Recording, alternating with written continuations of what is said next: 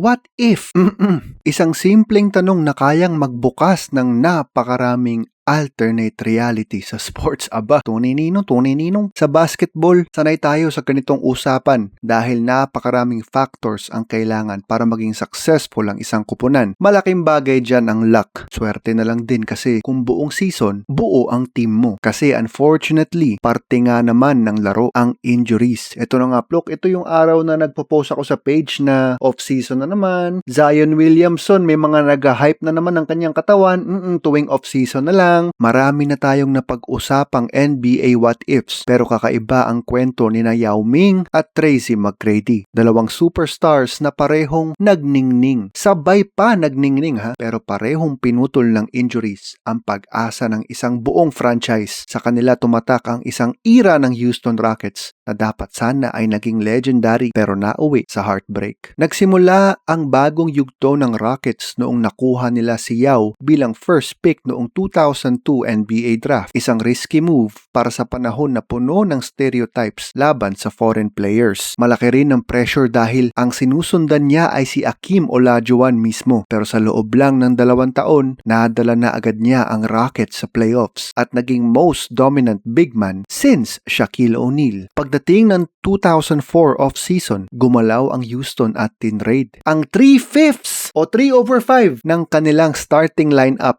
kapalit ng 2-time scoring champ na si Tracy McGrady. Si T-Mac, 25 years old at fresh mula sa 32-6-5 season. Grabe, 32 PPG. During that time, he was arguably the most talented player in the league. Kaya nga, pinartner siya kay Yao Ming. Parang future dynasty in the making ang datingan sana. Pero tulad ng alam nating lahat, ang Yao T-Mac era ay nauwi sa isa sa pinaka-disappointing at pinaka-tragic na kwento sa Rockets history. Isang beses lang silang nakalagpas ng first round despite being one of the league's most feared duos. Ang peak pa nila ay noong debut season kung saan nanalo sila ng 51 games at nabuo ang iconic 13 points in 33 seconds ni T-Mac na naungkat natin noong finals ng Spurs at saka ng New York kasi nung nahabol ng New York yung Spurs, lumabas yung mga memes ni T-Mac na oo nga pala, ginawa ni T-Mac yung kanyang 13 points in 33 seconds laban sa San Antonio Spurs din. Noong 2005 playoffs,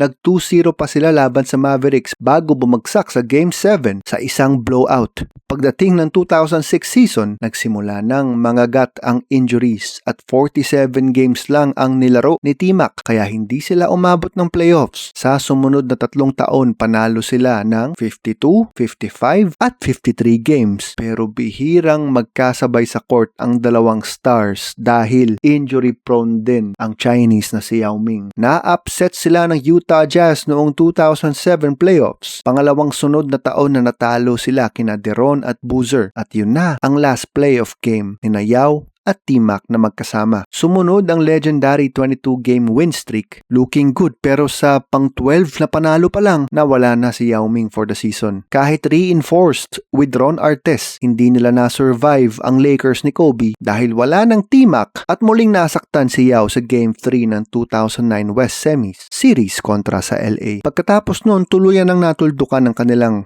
istorya. Nag-retire si Yao matapos lang ang 5 games sa kanyang comeback noong 2010 habang na-trade na rin si T-Mac papunta sa New York Knicks. Parehong natapos ang kanilang careers by the age of 30. Sad ending para sa duo na once upon a time ay kinainggitan ng liga. Naging simbolo ng what could have been. At hanggang ngayon, ang Yao T-Mac era ay isa sa pinakamasakit at pinaka-iconic na what-if stories sa buong NBA.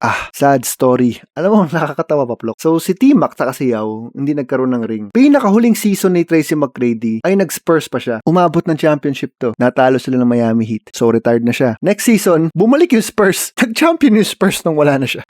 Ay, nako. Isa na namang malupit mula kay Ryan Garcia. At bata pa ako. Medyo bago-bago pa ako sa NBA nun. Kaya ngayon, after ko mabasa to, parang nagkaroon ako ng bagong perspektibo. Ganun pala ka-hyped yung duo ng T-Mac at ni Yao Ming. Nostalgic, palagi na lang basta sulat ni Ryan. Ay siya, ako si Luis Ascona Plok sa sulat ni Ryan Garcia. Hanggang sa susunod na episode ng Chambalero. Dumalaw ka na rin, Plok, sa chambalero.com.